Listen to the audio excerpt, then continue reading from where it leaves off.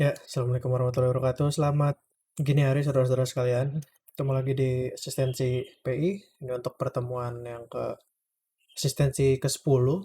Pertemuannya waktu itu ke-9 yang sama Pak Ican. Materinya reformasi fiskal, isu dan kondisi neraca fiskal terkini dan upaya mendorong pertumbuhan ekonomi. Jadi apa namanya? Informasi singkat dulu. Sejauh ini yang gua dengar kemungkinan besar ujian kita akan berbentuk paper gitu. Nah, eh gue masih nggak tahu nanti topiknya bagaimana, tapi secara historis gitu, eh waktu tahun lalu, jadi akuntansi tahun lalu itu papernya bebas. Silahkan apa namanya berkarya sendirilah gitu kan, tapi dengan topiknya bla bla bla. Nah, ada juga yang untuk review doang dan lain sebagainya. Untuk semester ini masih belum jelas lah gitu. Nah, untuk topik fiskal ini merupakan salah satu topik yang apa ya, sangat luas dan bisa digali lah kalau misalnya nanti memang dibuka untuk topiknya itu cukup luas gitu. Jadi nggak didikte untuk nulis di sekitaran apa itu topik-topik tertentu. Nah, ketika kita ngomongin fiskal, seperti di asistensi sebelumnya, apa namanya, fokus utamanya umumnya kan di penerimaan dan belanja negara gitu kan. Nah, pada kali ini kita mau bahas beberapa isu-isunya, kondisi dan uh, Pak Ican itu banyak membahas mengenai ini apa namanya reformasi fiskal. Gimana sih harusnya kebijakan fiskal di Indonesia ini dirubah atau diarahkan agar menjadi lebih baik lagi gitu loh. Nah, isu fiskal sekarang tuh apa sih gitu kan? Ini dari PPT-nya, gue bakal banyak ambil dari PPT-nya. Apa namanya? Sebenarnya kalau kita analisa sebenarnya kondisi fiskal di Indonesia tuh relatively aman sebenarnya dan dikelola dengan cukup baik. Cuma ada masalahnya yaitu adalah primary balance yang mengalami defisit sejak tahun 2013. Ini primary deficit ya, bukan primary balance, bukan overall balance. Nanti kita akan lihat bedanya entah di materi yang sekarang atau materi yang eh, apa namanya nanti pas pertemuan 11. Nah, jadi bahkan untuk memenuhi belanja yang jangka pendek aja, belanja yang immediate aja itu apa namanya sudah defisit gitu. Belum untuk pembiayaan bunga utang dan lain sebagainya.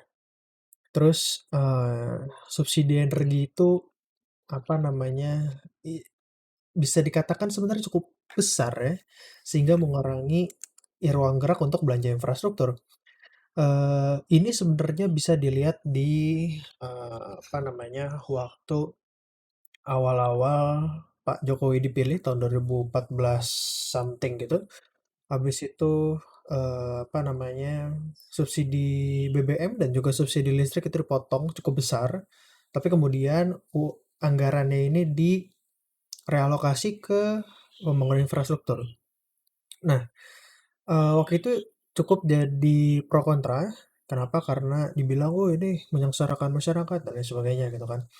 Tapi, eee, sisi lainnya sisi lainnya ya, jadi gua nggak bilang itu tidak menyengsarakan masyarakat, tapi kalau dilihat dari sisi lainnya adalah banyak juga subsidi energi ini yang, bisa dikatakan salah sasaran.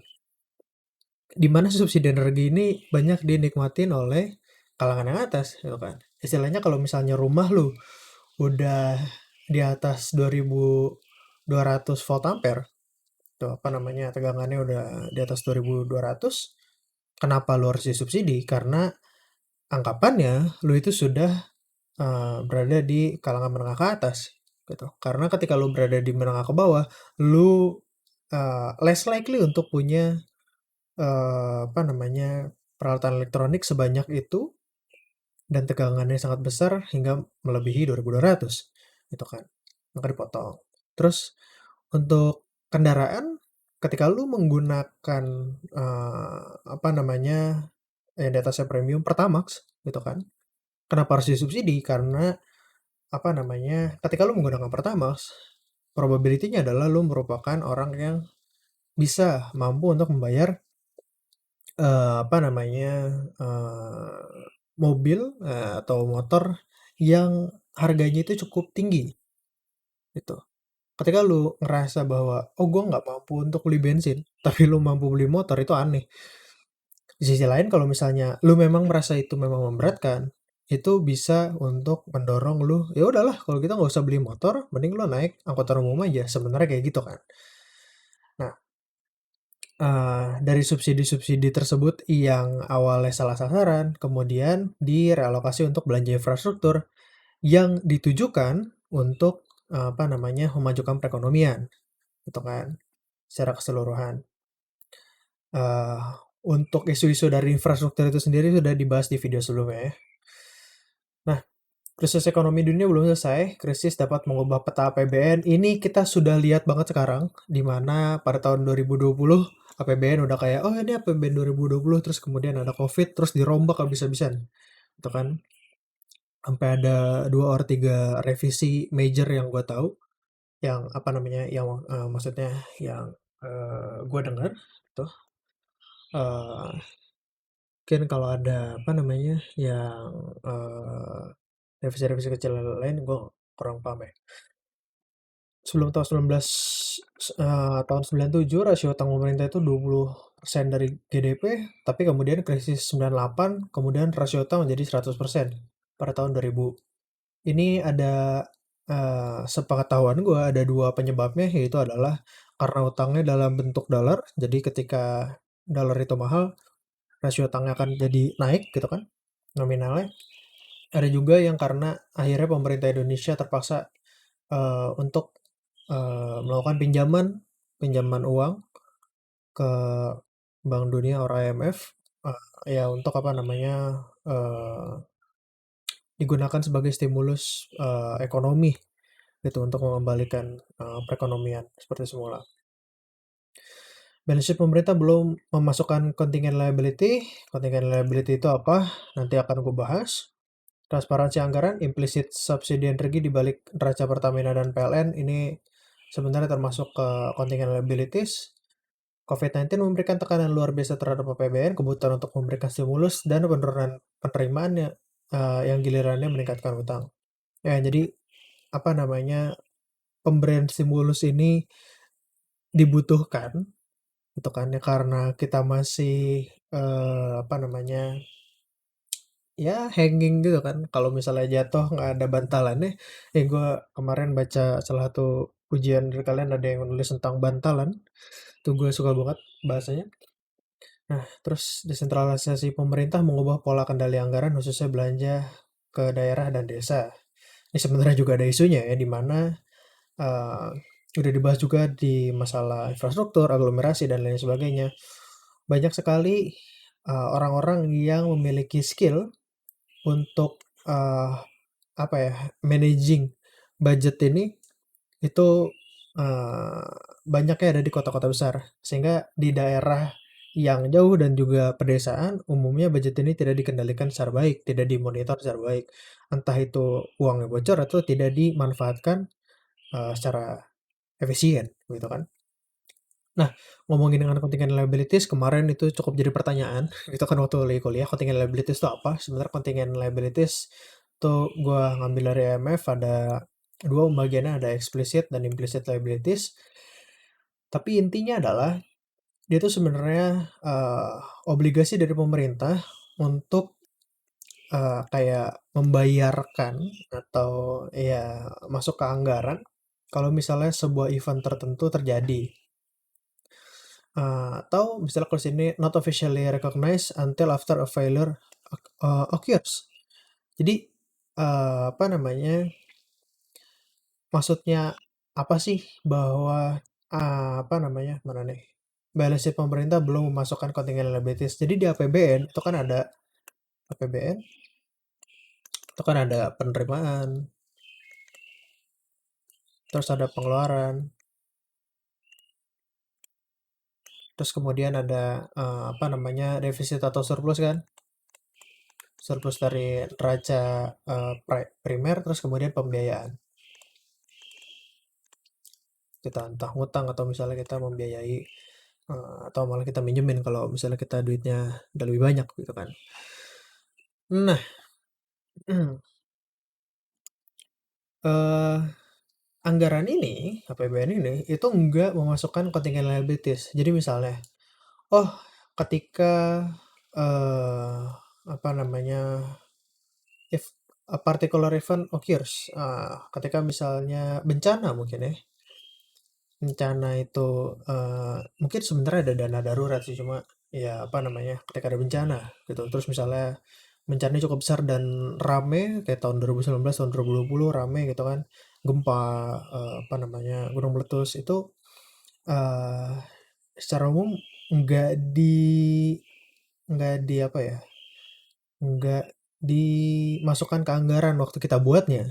Itu kan walaupun nanti kemudian di ini ya, masukkan ke anggaran ya, makanya kemarin Pak Ican bilang, belum belum masuk gitu kan, karena nantinya, dilaporkan ke pemerintah bahwa, oh ada pengeluaran untuk bantuan, sosial gitu kan. Nah, tapi yang lebih kemarin cukup sering dibahas itu adalah masalah, BUMN, state owned enterprises, yang mana, ketika mereka merugi sebenarnya itu kan merupakan kerugian dari pemerintah gitu kan. Kalau misalnya mereka bangkrut, ada hutang yang harus bayar pemerintah.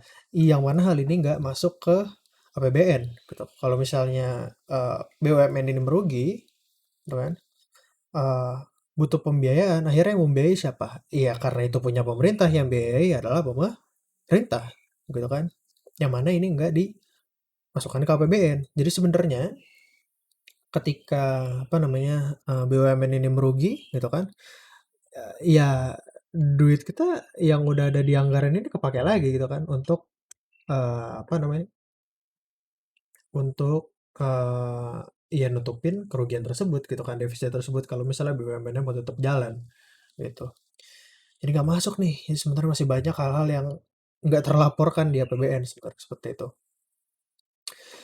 Lika-liku utang, eee, ini sebenarnya untuk teman-teman yang nggak ngambil mata kuliah makro mungkin agak asing, kayak, "Ah, gimana maksudnya?" Gitu kan.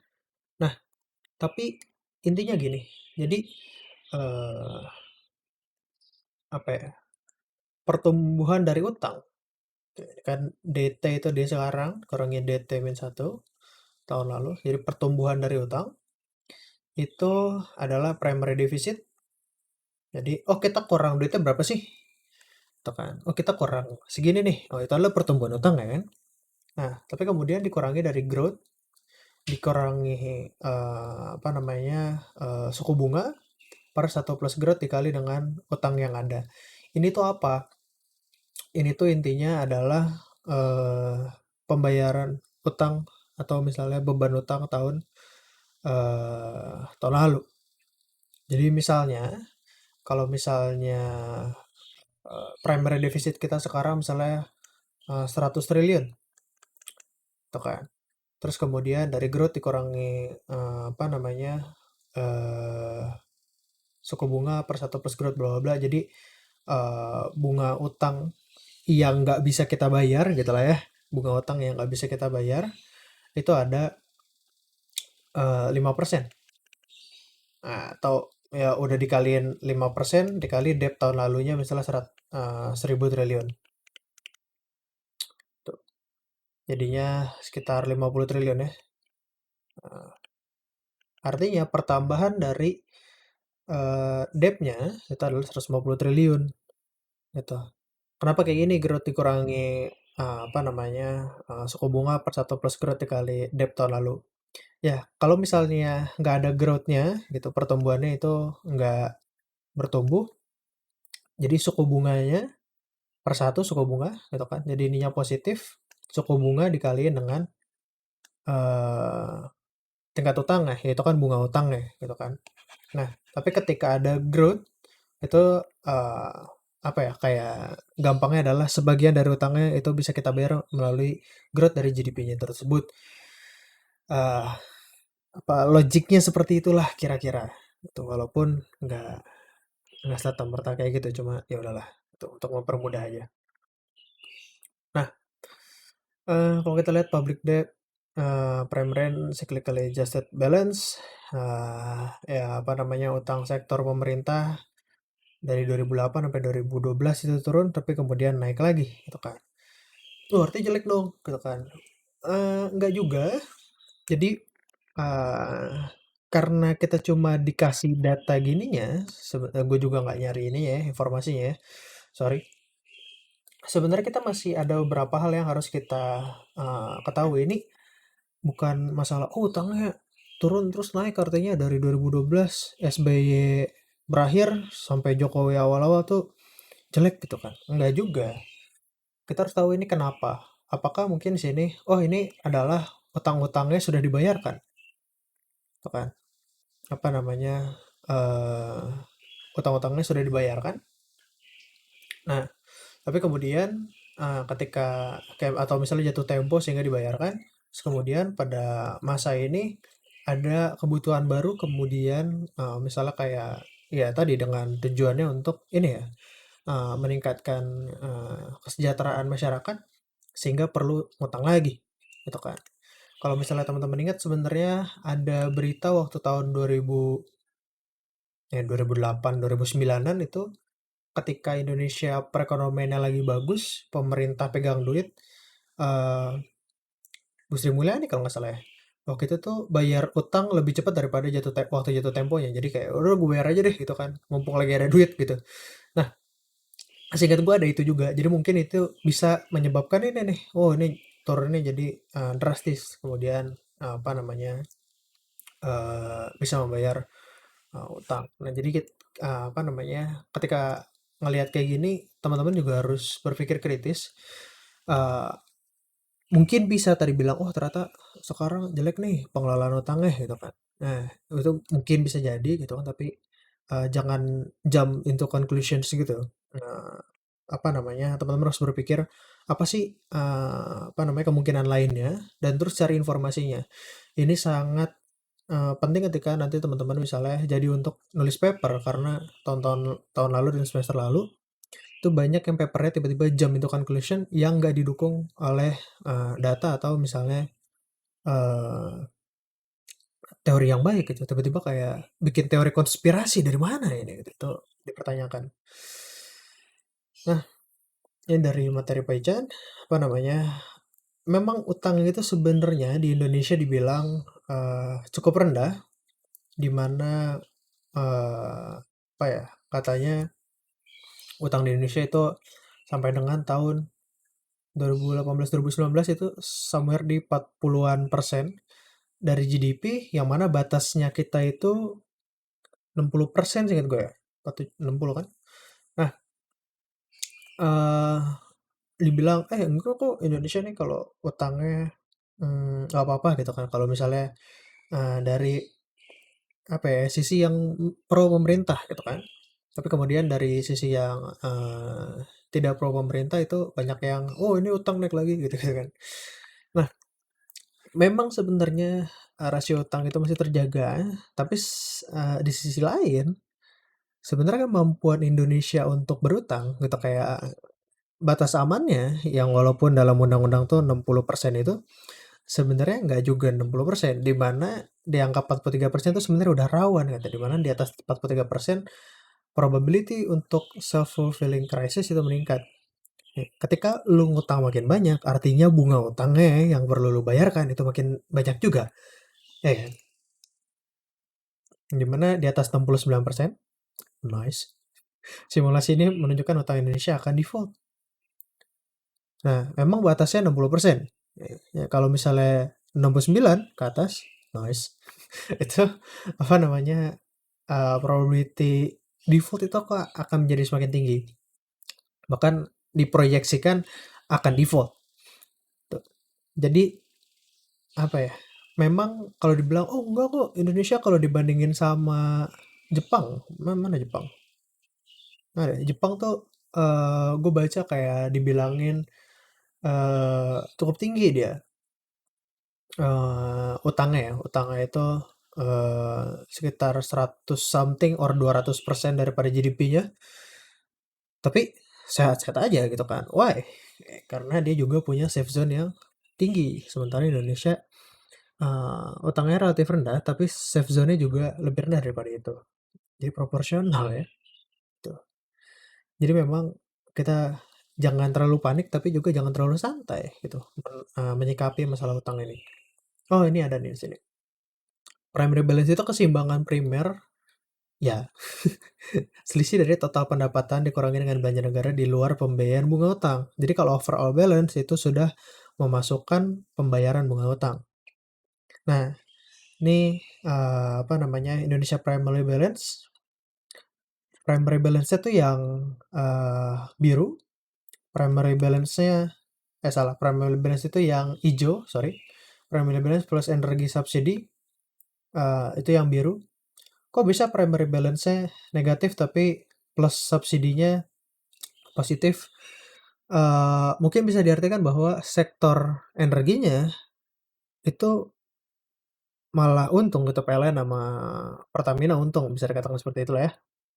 Nah, tapi overall balance-nya itu yang apa nih warnanya? Kuning, orange, something lah. Nah, kalau kita lihat, memang di primary balance itu positif sampai dengan 2011.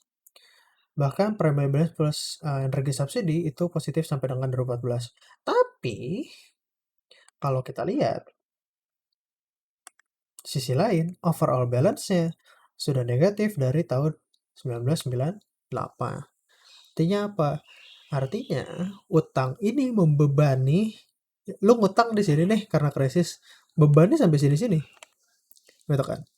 Jadi keputusan lu untuk berutang sekarang itu membebani anggaran lu di masa yang akan datang, gitu. Sehingga ketika ada apa ya aktivitas yang nggak penting, terus memaksa pemerintah untuk berutang, nah itu tolong diprotes, gitu. Kayak gini deh misalnya, lu punya temen lu butuh duit, minjem duit.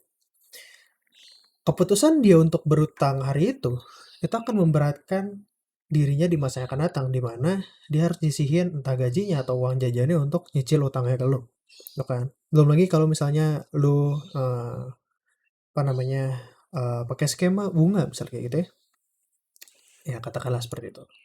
Nah, ketika misalnya, hey, keluarga gue ada yang sakit atau misalnya gue belum bayar kuliah karena perekonomian gue lagi ambruk dan lain sebagainya, it's fine for him to loan uh, some amount of money, gitu, nggak apa-apa.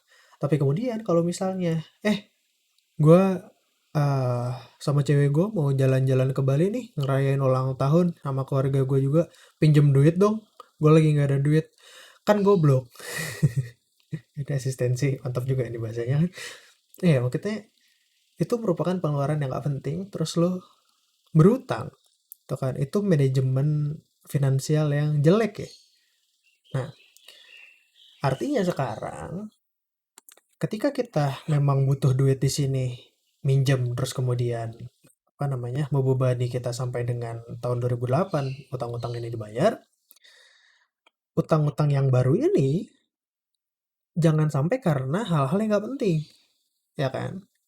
Makanya gue tuh sangat mendukung teman-teman untuk marah-marah gitu kan, mencaci maki uh, koruptor gitu kan, orang-orang yang bikin proyek nggak jelas gitu kan, ngabis-ngabisin anggaran, studi banding tidak ada hasilnya gitu kan, dan lain sebagainya, yang mana uh, perlu dipahami bahwa itu duit negara, yang mana negara itu sekarang lagi defisit, itu kan ya, bahkan ketika surplus pun apa namanya itu sebenarnya nggak baik gitu kan untuk kesehatan neraca.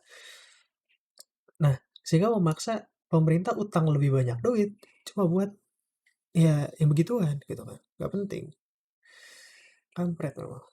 Sejauh ini pembahasannya banyak sekitar isu defisit dan utang karena kondisi Indonesia sejak 1998 defisit, tadi cek overall balance. Belanja negara dan pemberian subsidi terutama pada masa-masa genting itu diperlukan, tapi kemudian karena diperlukan itu ya terpaksa untuk utang lebih banyak itu kan. Utang masa lalu juga menimbulkan pengeluaran yang memengaruhi anggaran di masa sekarang dan masa yang akan datang karena bunga, yang mana bunga itu apa namanya, dibayarnya di masa yang akan datang. Ini lihat di apa namanya, eee, tadi dinamika dari utang ini. Dimana ketika lo ada bunga, itu kalau misalnya ini udah dikaliin ya, itu kan jadinya meningkatkan ini ya, meningkatkan, eee, jumlah utang yang baru, dinamika utang ya, pertambahan utang positif, itu. Nah, ketika ngomongin APBN, tadi gue udah bilang kalau pas dari masalah, biaya belanja apa namanya, biaya belanja, apa namanya, isu-isu mengenai pembelanjaan negara, mana belanja negara itu sebenarnya masih terbatas, fungsi alokasi mendorong pertumbuhan, eee, itu masih terbatas, kebutuhan minimal untuk membiayai infrastruktur itu tidak terpenuhi. Ini kemarin udah, dibahas di materinya Bu Fauzia juga di video asistensi yang kemarin bahwa, gap dari optimal sama, apa ya, investasi yang optimal di Indonesia sama, realisasinya itu cukup jauh, gitu kan. Posisi stabilisasi di mana APBN juga, ya ketika kayak kondisi sekarang lagi harus memberikan stimulus itu shock, absorber, mana apa namanya, kebijakan yang kontrasiklikal itu dibutuhkan ketika terutama ketika lagi ini ya, lagi downfall kayak gini. Sehingga, apa namanya, jatuhnya itu tidak terlalu keras seperti itu. Tadi kan, apa namanya, ada bantalan. APBN kita ini sebenarnya, enggak pro-cyclical atau counter-cyclical, jadi kondisi perekonomian ini cukup aneh menurut gua. Karena umumnya nih, ketika kita ngomongin perekonomian, ketika perekonomian ini itu lagi ekspansi, itu rawan terjadi inflasi. Sehingga umumnya yang dilakukan pemerintahnya itu adalah countercyclical, kebijakan fiskal dan kebijakan moneter yang kontraktif gitu, untuk mengendalikan inflasi. Ketika downfall, itu mereka akan kebijakan ekspansif gitu, biar downfall-nya nggak terlalu jauh. Di Indonesia, umumnya adalah ketika lagi ekspansi, pemerintahnya ikut ekspansi, ketika lagi perekonomian kontraksi, pemerintahnya ekspansi. Aneh kan? Jadi aneh sebenarnya. Kalau yang gue lihat sih seperti itu ya. APBN juga belum efektif dalam mengurangi distribusi pendapatan, bahkan ada kecenderungan beberapa komponen dalam APBN itu meningkatkan inequality. Ini udah dibahas juga di materinya Pak Yosi, gitu kan. Terus kemudian di Bu Fauzia, bahkan disinggung juga di materinya Pak Dewa. Eh, apa ya? Pemerintah terutama eh, waktu masa Orde Lama, Orde Baru, reformasi awal-awal itu banyak yang fokusnya, iya bahkan sampai sekarang sih bisa dibilang ya, itu banyak yang fokus di daerah-daerah yang udah padat aja, sehingga malah makin meningkatkan inequality kan, daerah yang perkotaan gitu, yang udah jadi pusat perekonomian tuh rame banget, fasilitasnya banyak, itu kemudian di terpencil itu kurang. Tapi kembali gue mengingatkan bahwa banyak tantangan ya untuk di Indonesia ya. Salah satunya adalah luas wilayah dan juga lautnya itu. Indonesia itu cenderung pro-cyclical, ya, pro-cyclical dan output growth. Eh, kalau misalnya kita gunakan apa namanya model, teman-teman di sini agak kurang akrab sama ekonometri, model dan lain sebagainya. Intinya dilakukan penelitian, didapati bahwa ada kecenderungan di mana ketika apa namanya eh probability growth apa nih procyclicality and output growth. Jadi kalau apa namanya procyclical itu lo relatif output growth-nya rendah. Nah, kelihatannya seperti itu ya. Nah, Indonesia di sini rada aneh nih. Walaupun dia kayak outlier ya, rada jauh gini. Teman-teman berikut memperlihatkan kecenderungan volatilitas pertumbuhan ekonomi pada negara-negara yang menganut kebijakan prosiklikal, di mana iya sekarang Indonesia itu dikatakan relatif prosiklikal, relatif jadi nggak parah banget, eh, tapi dia relatif prosiklikal. Nah, didapati bahwa negara-negara yang prosiklikal itu cenderung volatil. Jadi ketika ada shock sedikit, wah, perekonomiannya berguncang sangat keras. Contohnya adalah tahun 2019, tahun 2020 ketika trade war, terus kemudian orang Indonesia panik, dolar tiba-tiba harganya naik, terus kemudian barang-barang jadi mahal, sulit dan lain sebagainya karena ribut antara Cina dan Amerika. Terus kemudian ada COVID, ya kan? Wah, ini lagi sangat volatil di mana ketika ada shock-shock seperti itu, downfall itu sebenarnya cukup eee, besar gitu kan magnitude-nya gitu. Mungkin kalau kita bandingin sama negara-negara lain katakan, yang countercyclical, eee, katakanlah ya, US, Jepang, eee, sebenarnya secara umum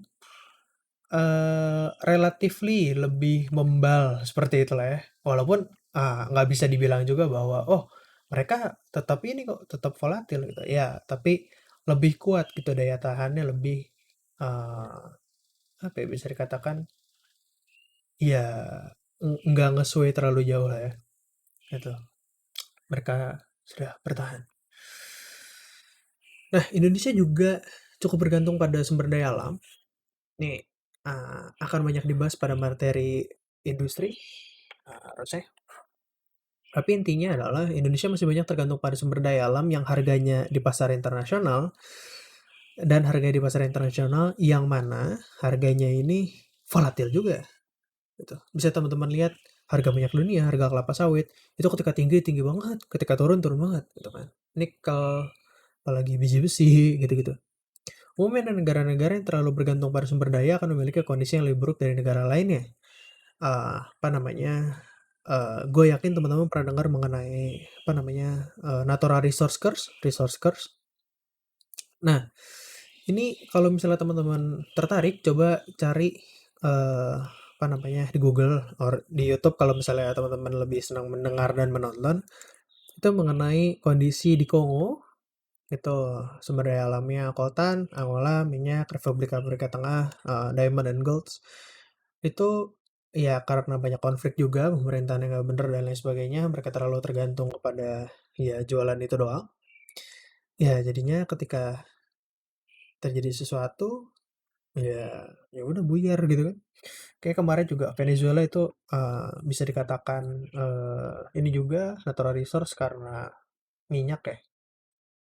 Nah, kondisinya relatively tidak stabil dibandingkan dengan negara-negara lain yang misalnya fokus ke bidang industri. Contohnya Taiwan, eee, China, sorry.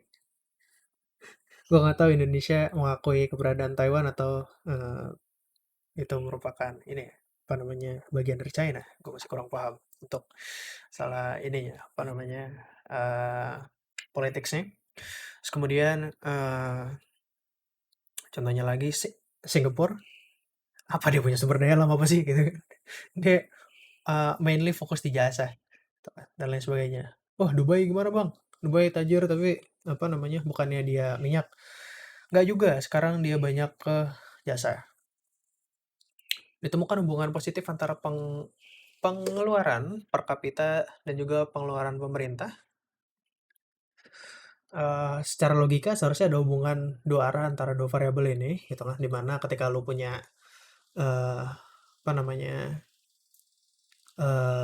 pengeluaran per kapita lebih tinggi, artinya lu punya pendapatan negara yang lebih tinggi. Ingat ketika ada kenaikan pendapatan atau pengeluaran per kapita, pajaknya makin banyak, itu memungkinkan pemerintah untuk belanja lebih banyak itu memungkinkan untuk pengeluaran yang lebih banyak, dan seterusnya. Jadi ada multiplier effects ya. Tuh. Nah, satu mekanisme yang dapat menjelaskan adanya hubungan antara pendapatan dan pengeluaran, Indonesia seperti yang kita bersama memiliki batas defisit yang diperbolehkan oleh undang-undang, tuh. Sehingga peningkatan pendapatan per kapita memungkinkan pengeluaran lebih besar karena tadi pendapatan itu akan translate to pajak, ya kan? Seperti itu. Nah, ini lihat nih Indonesia masih di sini nih. penerimaan pemerintah dari persentase terhadap PDB masih rendah sekali tax ratio-nya. Walaupun gue juga sebenarnya nggak bisa dikatakan apa namanya orang yang taat pajak banget ya, tuh. Ya, tapi saya berusaha sebaik mungkin. Change, butuhkan perubahan, formasi fiskal. Pengeluaran pemerintah perlu ditingkatkan. Nah, pengeluaran pemerintah itu perlu ditingkatkan untuk meningkatkan jaminan sosial dan mendorong pertumbuhan ekonomi. Jadi dibikinlah social safety net kalau misalnya nanti ada apa-apa lagi dampaknya nggak separah ini, gitu kan. Jadi kalau misalnya ada orang-orang yang tiba-tiba putus kerja, nggak stres, itu ada perlindungan dari negara. Dengan syarat alokasinya itu diperbaiki, jangan sampai salah sasaran, dan memperbaiki kondisi distribusi pendapatan dengan efektif dan efisien. Sementara pengeluaran pemerintah perlu ditingkatkan, pendapatan sebagai penopang pengeluaran juga perlu ditingkatkan. Tuh. Jadi apa namanya? Sekarang ini ada wacana untuk naikin pajak untuk orang-orang kaya. Saya sangat mendukung itu, gitu kan. Oh nanti orang nggak ada yang mau investasi di Indonesia, gitu kan. Wah, kalau misalnya lu lihat di negara-negara lain yang relatif aman sih sebenarnya, itu juga sebenarnya udah ini ya, udah pajak sudah cukup tinggi gitu katakan. Kayak US apa namanya? Sekarang bahkan mau ngajakin cryptocurrency gitu ya. Nah, ya itu sebenarnya fine. Why not? Kerangka analisis penerimaan pajak dan reformasi struktural. Ketika pendapatan per kapita naik, penerimaan pajak naik, tabungan nasional naik, gitu kan. Nah, penerimaan pajak yang meningkat ini dipengaruhi oleh apa aja? Perluasan basis pajak. Ini kita udah bahas di masalah reformasi ya.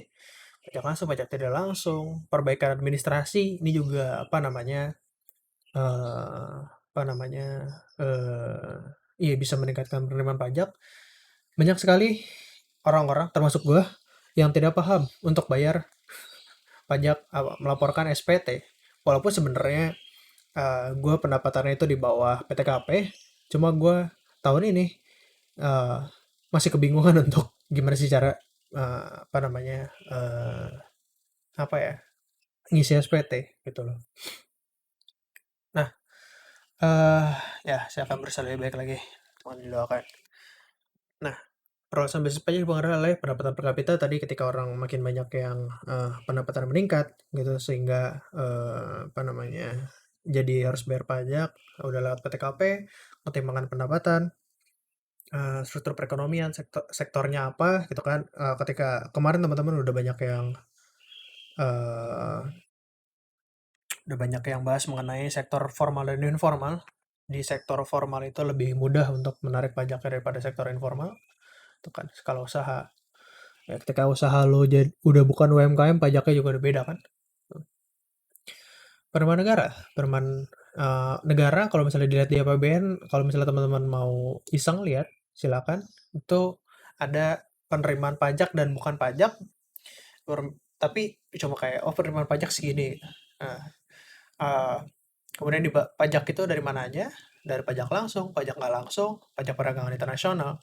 Jadi semakin banyak aktivitas yang tercatat tentunya ya, itu akan makin meningkatkan dari perpajakan. Misalnya ketika teman-teman banyak belanja, apa namanya, belanja online misalnya gitu kan, terus meningkatkan pendapatan dari si eee, perusahaannya dan juga si pedagangnya, itu kan artinya ada pajak lagi kan, pajak pendapatan bagi si perusahaan dan juga pajak pendapatan dari si bukan, dari marketplace dan juga si perusahaan penyedianya. Terus kemudian dari pajak bumi dan bangunan, ini sebenarnya agak ngerepotin karena harganya naik terus ya, gitu. Nah, terus kemudian penerimaan bukan pajak dari mana aja, dari ya jual beli migas dan non migas, migas dan migas, what? Dan juga dividen BUMN gitu. Ketika pemerintah punya ya holdings di BUMN, ketika ada pembagian dividen, ya, artinya masuk ke pemerintah kan, dia semakin tinggi penghasilan, harga properti, konsumsi, ya ketika lo banyak konsumsi, kegiatan ekspor impor, kinerja BUMN akan menyebabkan peningkatan pendapatan negara. Tuh. Jadi sebenarnya impor dan konsumsi it's not bad gitu, untuk perekonomian negara, tapi apa namanya, buruk untuk dompet Anda gitu ya. Jadi, eee, sebenarnya ini masalah dari, menurut gue ya, eee, ya kebijakan bertransaksi aja. Apakah lu sudah cukup bijak untuk, bisa mengatur, keuangan lu, dompet lu gitu kan, dan apakah negara sudah cukup bijak orang-orangnya untuk mengatur, apa namanya, belanja negara, gitu kan. Apakah belanjanya efisien gitu. Nah, jadi kalau misalnya kita sebagai orang-orang masyarakat biasa jangan banyak khilaf, gitu kan. Jangan banyak belanja-belanja nggak jelas, gitu kan. Jangan banyak ngegaca, seperti itu. Nah, untuk ya negara jangan banyak belanja-belanja yang nggak jelas, studi banding nggak jelas. Pajak langsung dan transformasi struktural tadi udah di ini ketika eh, apa namanya misalnya pajak penghasilan, kekayaan, bumi dan bangunan. Jadi ketika lu apa namanya terjadi transformasi struktural, terus kemudian apa ya kayak standard of living lu meningkat, probability-nya adalah kemungkinan besarnya adalah lu akan dikenakan pajak yang lebih tinggi juga. Pajak langsung meningkat sejalan dengan kenaikan pendapatan per kapita. Ini sudah dibahas sebenarnya di kemarin pembahasan ini. Pajak tidak langsung dikenakan terhadap barang yang jasa diperdagangkan dan dikenakan pada barang bukan kebutuhan pokok. Makanya dia cenderung menonjol pada saat pendapatan per kapita masih rendah. Gimana? Pajak tidak langsung, pajak langsung. Kayak perbaikan dalam tax administration. Tax administration menjadi lebih baik akibat dari perbaikan dalam administrasi pemerintah maupun formalisasi perusahaan. Ya, ketika apa namanya administrasinya lebih baik, sekarang banyak perusahaan-perusahaan atau UMKM yang terdaftar gitu kan, punya NPWP dan lain sebagainya, laporan bisa ditarik pajaknya kalau misalnya mereka memang perlu untuk bayar pajak, apa namanya setelah dilihat dari laporan ya kan. Kemampuan pemungutan pajak membaik sejalan dengan perbaikan pendapatan per kapita, kapasitas pegawai pajak, penggunaan IT gitu kan ya. Ketika lu punya apa ya, ketika terjadi pendapatan per kapita meningkat, penerimaan pajak meningkat, terus kemudian lu juga punya, kemampuan pemungutan pajak yang meningkat gitu. Dengan anggaran yang ada, lu bisa upgrade server di, apa namanya, kantor pajak, gitu kan, Dijen Pajak. Juga bikin aplikasi yang baik, nggak down, gitu kan, nggak ribet, UI-nya informatif dan mudah dimengerti, gitu kan. Formalisasi perusahaan dan perbaikan sistem pembukuan. Gitu. Apa namanya, ya intinya seperti itulah ya. Jadi, eee, to sum it up gitu untuk, kayak merangkum, masih banyak isu, masalah fiskal di Indonesia, di mana, apa ya, kondisi perekonomian Indonesia dan juga kebijakannya ini bisa dikatakan kurang baik, gitu kan. Apa namanya, belum ideal lah seperti itu. Sudah cukup baik tapi belum ideal. Di mana, apa namanya, sangat dibutuhkan kondisi perekonomian ya, itu sangat volatil ketika ada shock itu dibutuhkan, cukup banyak stimulus, bantuan dari anggaran pemerintah. Di sisi lain, apa namanya, anggaran pemerintah itu terbatas, begitu kan. Dan juga, eee, akhirnya itu terpaksa untuk berutang. Di mana utang ini bisa memberatkan nggak cuma di saat itu, tapi juga di masa yang akan datang. Sehingga diperlukan efisiensi belanja, gitu. Belanjanya harus efektif, harus dapat mencapai tujuannya, ya kan? Jangan sampai udah belanja terus tujuannya tidak tercapai, tidak efektif.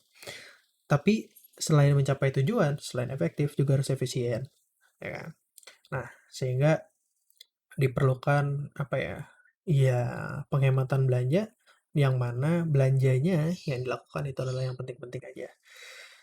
Ketika kita mau meningkatkan belanja, jadi ketika udah efisien, diharapkan belanjanya ini bisa naik, tuh kan? Dimana katakanlah lebih banyak beasiswa, infrastruktur makin bagus, fasilitas kesehatan dan pendidikan itu baik, sarana prasarana untuk masyarakat, apa ya, melakukan kegiatan, aktivitas ekonomi itu, menjadi semakin, apa ya, terjangkau. Nah, kenaikan pengeluaran ini diharapkan perlu, bukan diharapkan ya, perlu disertai dengan peningkatan pendapatan. Gimana cara meningkatkan pendapatan? Peningkatan pendapatan sebenarnya itu akan, pendapatan itu akan secara otomatis naik ketika ada transformasi struktural, ya kan. Tapi yang perlu dilakukan adalah bagaimana sistem perpajakan ini yang, bisa dikatakan rumit, itu dipermudah sehingga, apa namanya, orang-orang yang awalnya belum terdata, itu bisa didata dan bahkan orang yang sudah terdata, itu bisa memahami, jangan kayak gue ya. Nah, eee, dan juga di mana bisnis-bisnis, baik itu yang baru mau muncul, skalanya besar ataupun skalanya kecil, atau yang sudah ada, baik skalanya besar maupun skalanya kecil, itu bisa membayar pajak dengan tertib. Karena kemudahan, apa namanya, mudah dipahami pertama, terus kemudian prosesnya mudah, ya kan? Nah, dan juga, apa namanya, ya tidak memakan biaya lebih tinggi lagi, gitu. Eee, Banyak sekali gue membaca, apa namanya, tulisan-tulisan yang mengatakan bahwa, di berbagai negara berkembang, masuk di antara di Indonesia, eee, ada yang bilang bahwa proses pembayaran pajak, prosesnya itu bahkan lebih mahal daripada biaya pajak itu sendiri. Nah, karena harus apa namanya, melaporkan ini itu, terus apa hire, accountant dan lain sebagainya. Nah, tapi kemudian kenapa mereka, bayar pajak? Ya daripada dihukum gitu kan, nggak boleh beroperasi dan lain sebagainya. Jadi ya masih banyak lah yang bisa diperbaiki di Indonesia, gitu. Gitu aja mungkin sekian untuk di asistensi kali ini, sampai jumpa di video selanjutnya. Semangat teman-teman, bentar lagi, ini selesai, semesternya selesai. Semoga diberikan hasil yang terbaik. For your information, nilai UTS harusnya udah finalisasi. Gue nggak tahu di-publish-nya kapan. Kalau misalnya ada yang, nonton sampai dengan detik ini, boleh lah infoin ke teman-teman ya. Terima kasih. Assalamualaikum warahmatullahi wabarakatuh.